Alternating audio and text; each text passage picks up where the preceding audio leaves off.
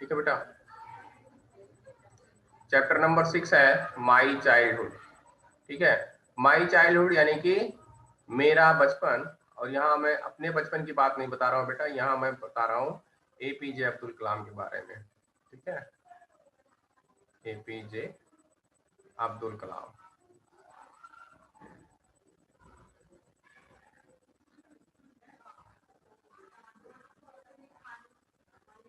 APJ Abdul कलाम, ठीक है, ये हमारे प्रेसिडेंट रहे हैं। कितने नंबर के प्रेसिडेंट रहे हैं बेटा? मैं आप सभी को अनम्यूट कर रहा हूँ, आप जो है बताइएगा। बताइए बेटा, मैंने अनम्यूट कर दिया है। बताइए कितने नंबर के प्रेसिडेंट रहे हैं हमारे इंडिया के? ये प्रेसिडेंट रहे हैं बेटा APJ Abdul Kalam. Which number of the president in our country? 7th 11th। हाँ 11, वेरी गुड बेटा। ये 11 नंबर के प्रेसिडेंट थे बेटा, 11th नंबर के। ठीक है, और ये कब से कब तक थे, कौन बताएगा? 2002। 2002, हाँ वेरी गुड। 25 जुलाई 2002 से 2002 से थे। ये कब तक थे? 25 जुलाई 2007। ठीक है बेटा। Yes sir. एपीजे अब्दुल कलाम, ये जो उनका कार्यकाल था, कार्यकाल हमारे देश के राष्ट्रपति के रूप में 11th यानी 11वें नंबर के वो राष्ट्रपति थे। और 25 जुलाई 2002 को वो राष्ट्रपति पदभार संभालते हैं, और 25 जुलाई को वो 2007 को इस पद से मुक्त होते हैं। Yes sir. और एपीजे अब्दुल कलाम कब पैदा हुए थे, कौन बता सकता है? बॉर्न एपीजे अब्दुल कलाम 15 अक्टूबर 1931 को पैदा हुए थे। 1931 को ये पैदा हुए थे। और इनकी डेथ तो आप लोग जानते होंगे, आप इसी Yes, स्कूल sir. में थे जब ये पैदा हुए थे, या कहीं और रहे होंगे दूसरे स्कूल में। 27 जुलाई 27 जुलाई 2015 ठीक है बेटा, Yes, sir. इनकी डेथ है। Yes, sir. एपीजे अब्दुल कलाम की ये डेथ है। और ये क्या है, ये उनका बॉर्न यानी कब पैदा हुए थे। ठीक है, तो बेसिकली ये माई चाइल्डहुड हम लोग इन्हीं के बारे में पढ़ेंगे बेटा, एपीजे अब्दुल कलाम के बारे में। तो ठीक है बेटा, समझ में आया? Yes, sir.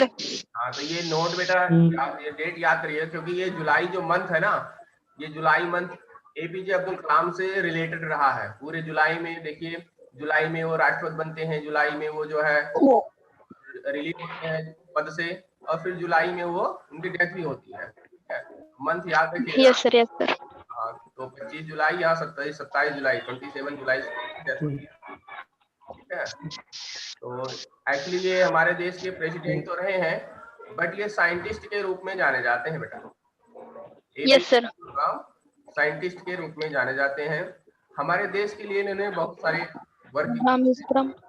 वो एरोस्पेसिक साइंटिस्ट थे।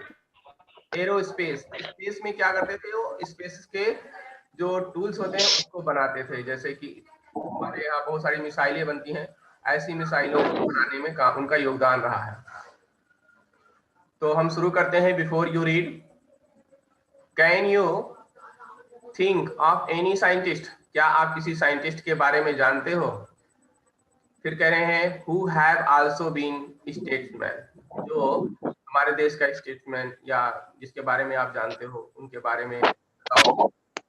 उनमें से एक है APJ Abdul Kalam, whose project in space defence, defence मतलब रक्षा, हमारे देश के लिए रक्षा, जो देश रक्षा के लिए बनाते हैं, अपने देश की सुरक्षा के लिए बहुत सारे मिसाइल्स, बहुत सारे कारतूस, बहुत सारे ऐसे मिसाइल्स बनाते हैं जो हमारे देश की सुरक्षा कर सके।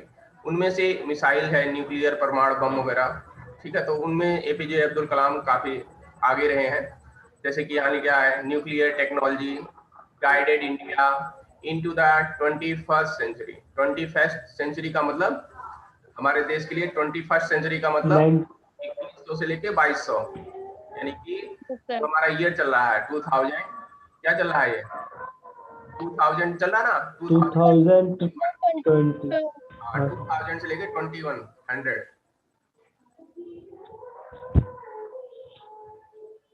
इन हिज ऑटोबायोग्राफी, ऑटोबायोग्राफी का मतलब आत्मकथा। कोई जब अपने बारे में लिखता है बेटा तो उसे आत्मकथा कहते हैं, इंग्लिश में ऑटोबायोग्राफी। ये उनकी ऑटोबायोग्राफी है जिसका नाम है विंग्स ऑफ फायर। क्या नाम है? Wings of fire. बेटा खाना चल रहा है, बंद कर लो बेटा। मैं एक बार म्यूट कर रहा हूँ,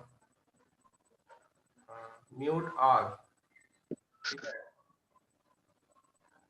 जिसको कुछ कहना होगा हैंड चैट बॉक्स में कहिएगा बेटा, क्योंकि डिस्टरबेंस होती है, बहुत सारी आवाज आती है, बच्चों को जो है डिस्टर्ब होता है।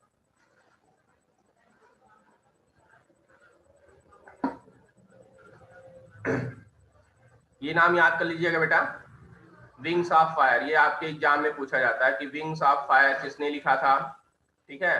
तो एपीजे अब्दुल कलाम ने लिखा था, और ये इनके ऑटोबायोग्राफी, यानी कि वो अपने बारे में लिखे थे, अपने बचपन के बारे में, कैसे उन्होंने पढ़ाई लिखाई किया, उनका रहन सहन कैसा था, उनका खान पान, उनके जो नेबर्स थे, पड़ोसी थे, उनके जो फ्रेंड्स थे, किस तरह से उनके साथ बिहेव करते थे, इस चैप्टर में हम पढ़ेंगे।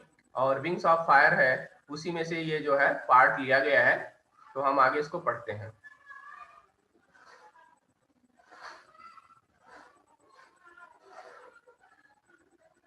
देखिए बेटा, I was born into middle class Tamil family in the island town Rameswaram.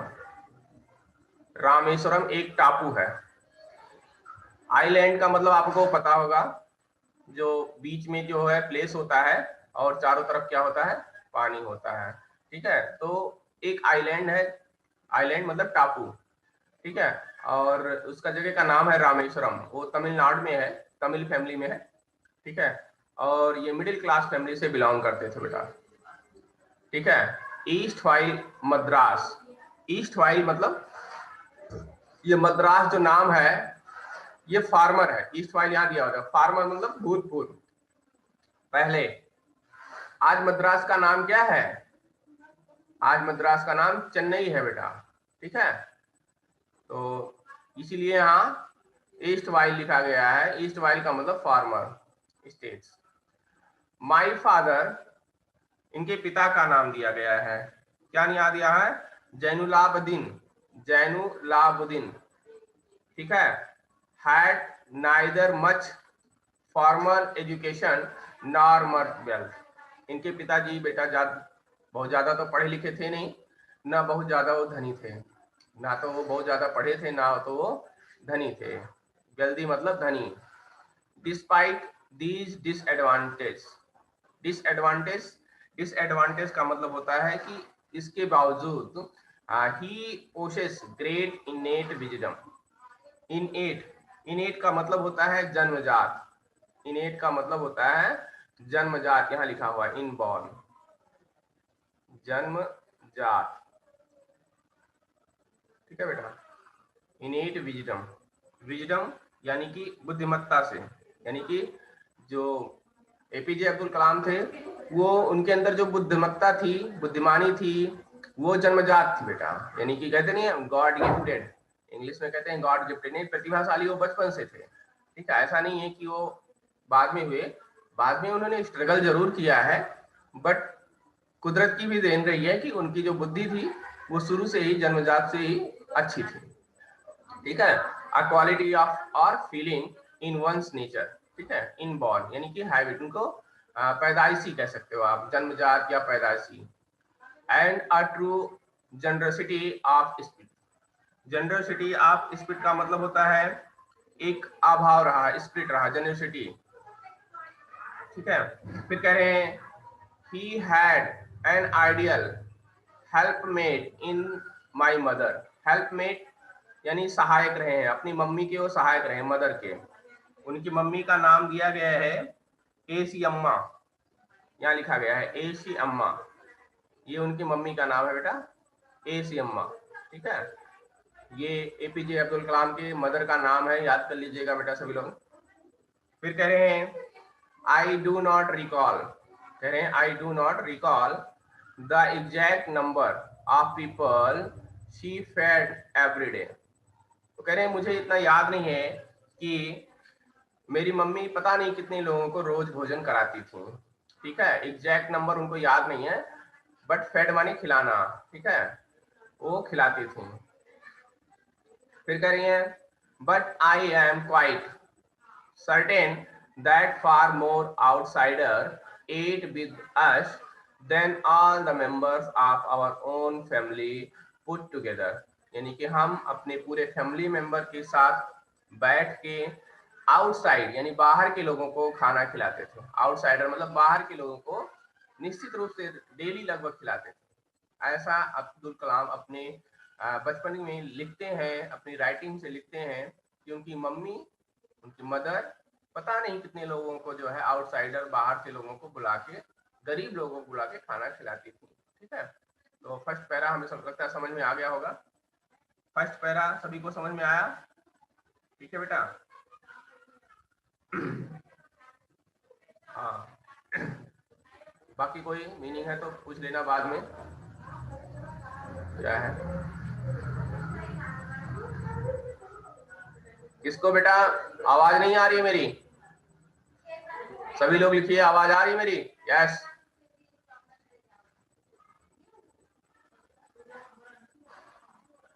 ये कौन लिखा है सर आवाज नहीं आ रही है? क्या नाम है? आवाज किसको नहीं आ रही है? सामी कौन है? सामी बेटा सारे लोगों को आ रहा है, आपको ही नहीं आ रहा है। बस आप देखो अपनी डिवाइस को देखो, चेक करो।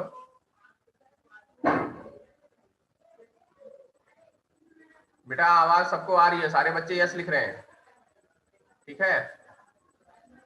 आप अपने डिवाइस को चेक करो, अपना हेडफोन दोबारा निकाल के लगाओ, आवाज आएगी बेटा। सारे बच्चों की आवाज आ रही है।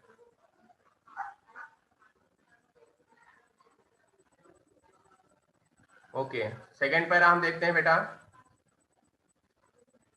सेकेंड पैरा में है I was one of many children. I was मैं था, वन ऑफ मेनी चिल्ड्रेन बहुत सारे चिल्ड्रन में से एक था।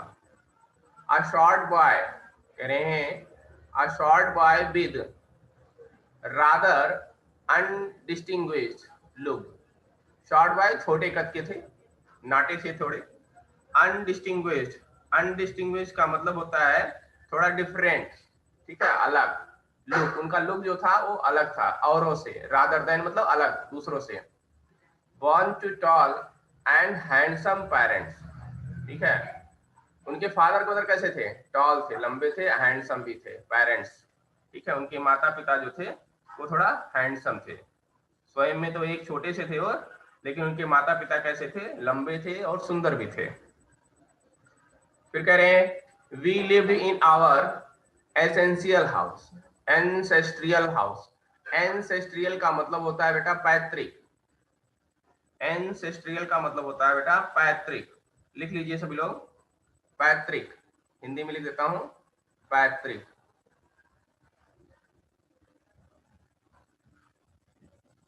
पैतृक मतलब जो माँ बाप से मिला हुआ घर होता है उसे हम पैतृक हाउस या पैतृक कहते हैं, ठीक है। यहाँ हाउस है तो पैतृक house. which was built in the middle of the 19th century, जो 19वीं शताब्दी के मध्य में बनाया गया था। 19th मतलब 19वीं शताब्दी, 19th सेंचुरी के मिडिल में ये घर बना था बेटा। It was a fairly large पक्का हाउस, ठीक है। निश्चित रूप से ये कैसा था? पक्का हाउस। फेयरली मतलब बिल्कुल पक्का हाउस था, ठीक है। Made of the lime stone and brick. Lime stone यानी चूना। लाइम स्टोन आप लोगों को पता होगा, चूना। पहले चूने से घर बनता था, सीमेंट नहीं था। और ब्रिक का मतलब ईंट, ठीक है। ब्रिक का मतलब ईंट होता है। फिर कह रहे हैं on the mosque street. Mosque मतलब मस्जिद वाली गली। सामी कौन है बेटा ये? Don't write on the screen.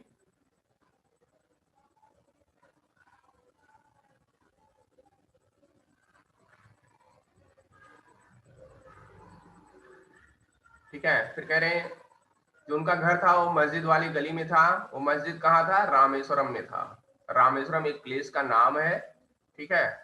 तो वहीं पे जो है एक मस्जिद वाली गली थी, उस गली में उनका घर था, पक्का हाउस था, और वो बना था 19th सेंचुरी में, और उसी में वो रहते थे। वो उनका पैतृक हाउस था, ठीक है। My Esther's father used to avoid. Esther देखो यहाँ क्या लिखा है, एस्टर सिंपल, साधारण, स्ट्रिक्ट माने कठोर, एंड सर्व यानी सेवा करने वाले। यानी कि उनके पिता कैसे थे? थोड़ा कड़क थे। जैसे कहते नहीं पापा आएंगे जल्दी से टीवी बंद कर दो, आप लोग डर जाते हो ना। तो क्यों? क्योंकि पापा थोड़े स्ट्रिक्ट होते हैं, तो उनके फादर थोड़ा स्ट्रिक्ट थे। And used to avoid all essential comfort. उनके पिताजी थोड़ा अवॉइड करते थे। क्या चीज अवॉइड करते थे? इसेंशियल कंफर्ट, यानी कि जो कंफर्ट यानी आधुनिक चीजों को अवॉइड करते थे। सुख देने वाली वो सारी चीजों को अवॉइड करते थे। लग्जरियस, लग्जरियस मतलब महंगी चीजों को, जो बहुत महंगी गाड़ियां हो, महंगे घर हो, महंगा सोफा हो, महंगी टीवी हो, इन सब चीजों को उनके पिताजी अवॉइड करते थे, ठीक है। तो आधुनिक जीवन मतलब जो भौतिक सुख सुविधाएं हैं वो थोड़ा उनके पिताजी कम पसंद करते थे, ठीक है। यहाँ इसेंशियल मतलब होता है आवश्यक, कंफर्ट मतलब आरामदेह, लग्जरियस मतलब होता है महंगी वस्तुएं कह सकते हो, या सुख देने वाली बहुत ही महत्वपूर्ण चीजें। फिर है हाउएवर ऑल नेसेसिटीज वर प्रोवाइडेड। कह रहे हैं फिर भी मना तो करते थे उनके पिताजी, लेकिन जो घरेलू जरूरत की सामान होते थे बेटा वो प्रोवाइड कराते थे। In the terms of the food, जैसे कि कोई भी खाने की चीज हो, मेडिसिन हो, क्लोथ्स हो, ये सारी चीजें अवॉइड नहीं करते थे उनके पिताजी। ये कैसी भी चीजें हो, इनको महंगे से महंगा फूड, महंगे से महंगा दवाई, कपड़े उनके पिताजी लाके देते थे। ज्यादा अमीर तो नहीं थे, बट इतने गरीब भी नहीं थे कि वो दे ना सके। इनफैक्ट इसके बावजूद I would say mind was a very secure childhood. इसके बावजूद हम कह सकते हैं कि जो हमारा बचपन रहा वो बहुत ही सिक्योर रहा। सिक्योर मतलब सुरक्षित रहा है, अच्छा रहा है। बोथ, बोथ माने दोनों। कौन सा? मैटेरियली एंड इमोशनली। मैटेरियली का मतलब होता है भौतिक, मैट्रिक का मतलब होता है भौतिक। भौतिक मतलब खेल कूद। जैसे क्या होता है, आप लोग क्या चाहते हो बच्चे? अपने फादर से क्या चाहते हो? कि पापा जो है अच्छा सा घर में रहें, अच्छे से बड़ा सा टीवी लगवा दें, ठीक है, बाइक खरीद दें, आप बाइक चलाओ, अच्छा सा मोबाइल फोन दे दें, बढ़िया नेट लगवा दें। तो ये भौतिक सुख सुविधाएं उन्हीं को कहा गया है मटेरियल। मटेरियली मतलब होता है सामान, बहुत सारी जरूरतें। और इमोशनली मतलब भावात्मक रूप से। भावात्मक ये कि उनके मम्मी पापा या उनके फ्रेंड या उनके नेबर्स उनको प्यार करना, यानी कि उनको इमोशनली अच्छे रूप से फील कराना, मानना, उनको हेल्प करना, तो वो होता है इमोशनल, ठीक है। ऐसा नहीं कि कोई उनको डांटता या फटकारता या गुस्से से बोलता, ऐसा नहीं था, ठीक है। फिर है नेक्स्ट पैरा। समझ में आया बेटा सेकंड पैरा? किसी को कुछ डाउट हो तो चैट बॉक्स में लिखिए। अभी लास्ट में मैं 2 मिनट आपको टाइम दे दूंगा, आप पूछ लीजिएगा, ठीक है। तो देखते रहिए।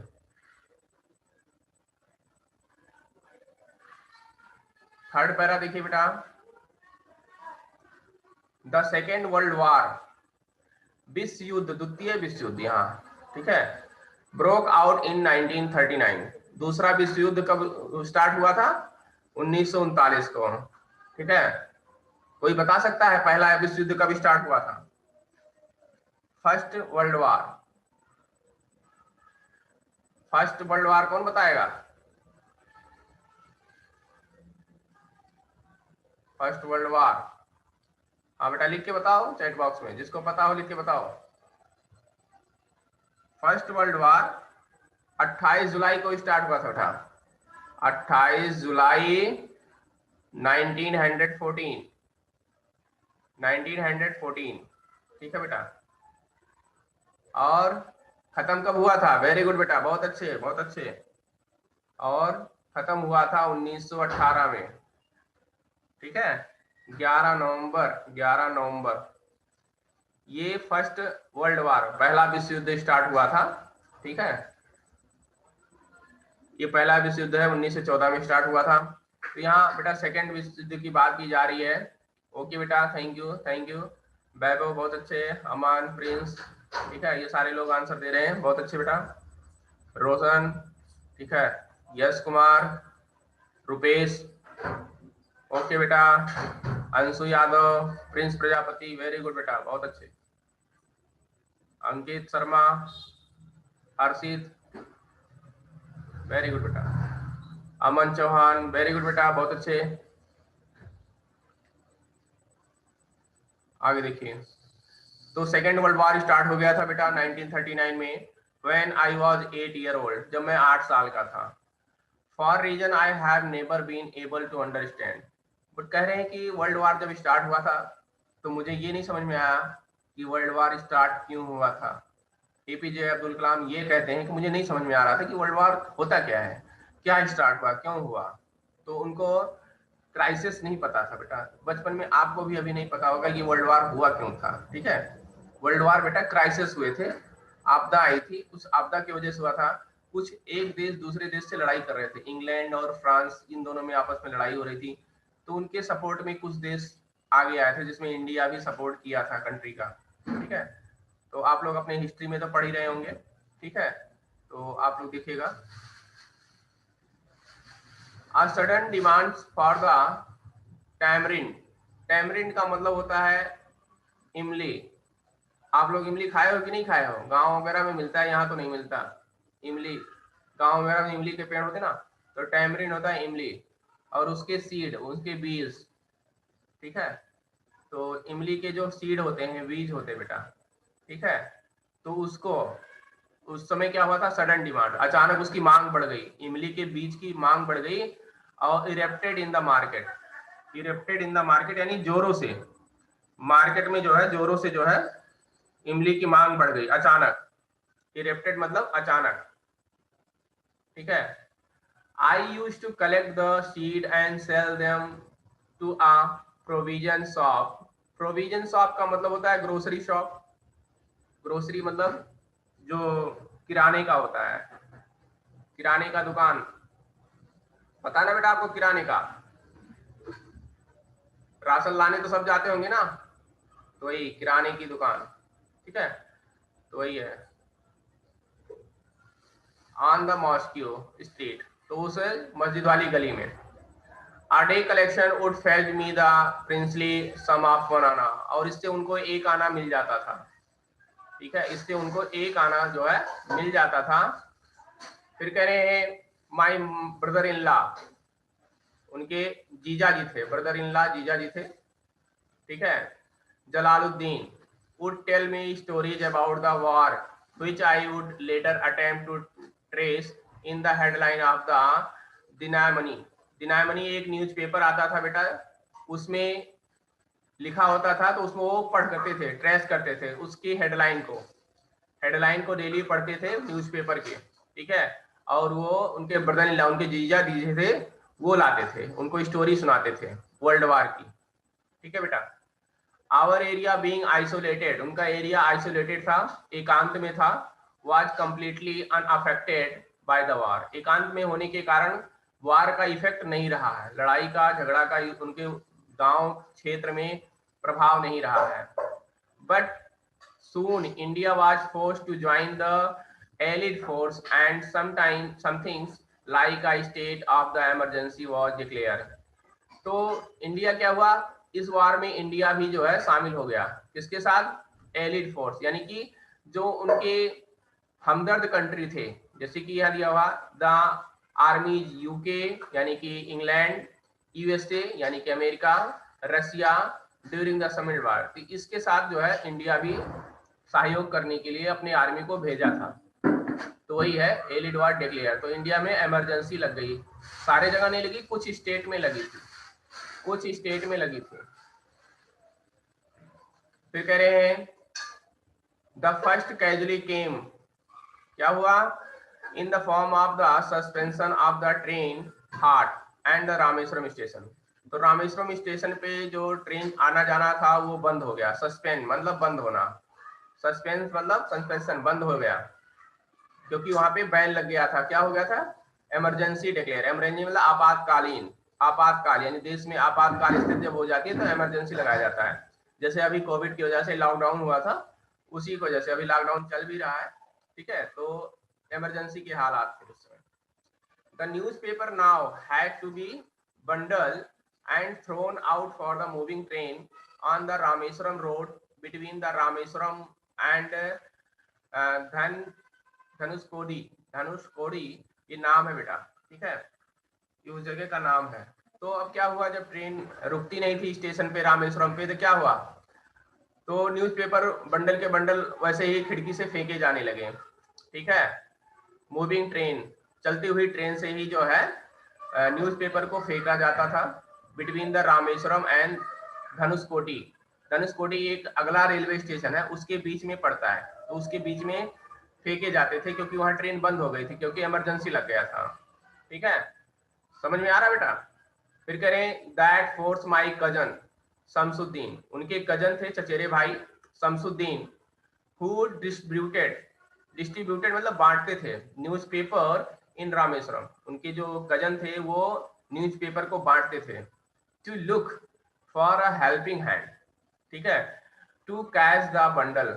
तो वो शमसुद्दीन जो थे उनके कजन, वो किसी को चाहते थे कि कोई मेरा हेल्प करे, तो ऐसे में जो है एपीजे अब्दुल कलाम उनकी हेल्प करने के लिए वहां पहुंच गए। हेल्पिंग हैंड, उनको एक सहायक की जरूरत थी। तो ऐसे केस में एपीजे अब्दुल कलाम खाली थे और वहां पे वो पहुंच गए उनकी हेल्प करने के लिए, बंडल उतरवाने में उनकी सहायता करने लगे। As if earn my first wage. First wage, यहाँ देखो फर्स्ट बेज, बेज का मतलब होता है तनख्वाह या कमाने से जो पहला पैसा मिलता है, कमाने पे जो हमें पैसा मिलता है उसी को हम वेजेस कहते हैं, वेजेस यानी कि earning. Half a century, half a century मतलब जब वो 50 साल के थे, सेंचुरी मतलब 100 और उसको हाफ कर दें तो 50, यानी कि जब वो 50 साल लेटर, मैंने बाद में 50 साल बाद। I can still feel surge the pride earning my own money for the first time. जब पहली बार उनको कुछ कमाने से पैसा मिला तो उनको अपने आप में क्या हुआ, प्राइड यानी गर्व महसूस हुआ। कैसा महसूस हुआ? गर्व महसूस हुआ। फोर्थ पैरा देखते हैं बेटा, करें। एवरी चाइल्ड इज बॉर्न, करें, every child is born with some inherited characteristics. सभी बच्चे अपने माता पिता से वंशानुगत कुछ ना कुछ चारित्रिक गुणों को लेके पैदा होते हैं। इसी तरह से करें कि वो भी जो है अपने माता पिता से चारित्रिक गुण लेके पैदा हुए थे। into a specific social, economic and the emotional environment। Specific यानी विशेष रूप से, कैसे?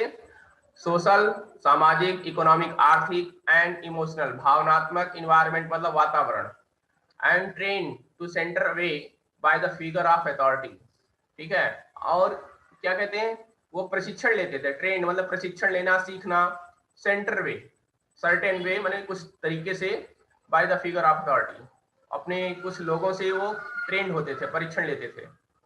आई inherited honestly and self discipline from my father. अपने पिता से वो डिसिप्लिन के बारे में सीखते थे। डिसिप्लिन मतलब आप जानते हो डिसिप्लिन क्या होता है। फ्रॉम माई मदर, अपनी माँ से क्या सीखते थे वो। आई इनहेरिटेड फेथ इन गॉडेस, यानी देवी देवताओं पे विश्वास करना अपनी माँ से सीखते थे। एंड कीप काइंडनेस, दयालुता सीखते थे। And so did my 3 brothers, उनके 3 भाई थे, उनसे सारी चीजें सीखते थे। एंड सिस्टर, उनकी एक बहन थी, उससे भी वो सीखते थे। I had 3 close friend my childhood, उनके बचपन में 3 मित्र हुए। पहला नाम दिया है रामानंदा शास्त्री, रामानंद शास्त्री। दूसरा है अरविंदन, तीसरा है शिव प्रकाशन। ये 3 उनके फ्रेंड थे बेटा, नाम याद कर लीजिएगा, एग्जाम में आता है, इंपॉर्टेंट है ये 3 नाम, ठीक है। रामानंदन शास्त्री, अरविंदन एंड शिव प्रकाशन। All these boys were from the orthodox Hindu Brahmin families। ये तीनों हिंदू ब्राह्मण फैमिली से बिलोंग करते थे। As a children, none of us ever felt any difference among the ourselves because our religious difference and upbringing? कह रहे हैं कि ये ब्राह्मण फैमिली से होते हुए भी हमारे साथ कोई भेदभाव नहीं करते थे, क्योंकि एपीजे अब्दुल कलाम मुस्लिम परिवार से थे बेटा, तो वो ब्राह्मणों के बीच में रहे हैं, तो वो कभी ऐसा अपने आप को महसूस नहीं किए कि हमारे साथ कोई भेदभाव होता हो। ठीक है, वही बताया गया है। In fact Ramanand Shastri was the son of the पक्षी लक्ष्मण शास्त्री। ठीक है, पक्षी लक्ष्मण शास्त्री इनके फादर का नाम है, रामानंदा के। ठीक है, द हाई प्राइस, ये बहुत उच्च श्रेणी के पुजारी थे, कहाँ पे? Of the Rameswaram temple, Rameswaram मंदिर है बेटा, वहीं पे उसके पुजारी थे रामानंद के पिता।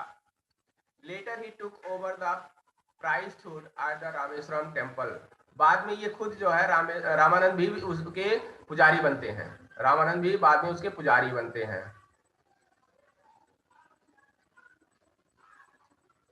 फिर कह रहे हैं Aravindan went to the business arranging the transport visiting the pilgrims, और अरविंदन क्या करने लगे? जो पिलग्रिम तीर्थ यात्री आते थे उनको जो है अरेंज करना, उसको देखभाल करना। एंड शिवा प्रकाशन became the certain catering contractor for the southern railway. ठीक है, साउदर्न रेलवे यानी कि दक्षिणी भारत में, दक्षिणी जो रेलवे है ना, उसमें कॉन्ट्रैक्टर का काम करते थे। ठीक है, कॉन्ट्रैक्टर के रूप में वो कैटरिंग, खाना वाना परोसना, खाना खिलाने से संबंधित काम करते थे, शिवा प्रकाशन। तो ठीक है बेटा, आज यहीं तक, यहाँ से आगे हम कल करेंगे। ठीक है, आप सभी लोग अपने मोबाइल पे इसका स्क्रीनशॉट ले लीजिए। ठीक है बेटा, मैं 1 मिनट बचा हुआ, आप सभी को अनम्यूट करता हूँ, कुछ पूछना हो पूछ लीजिए, स्क्रीनशॉट ले लीजिए, इसके आगे कल पढ़ाएंगे बेटा।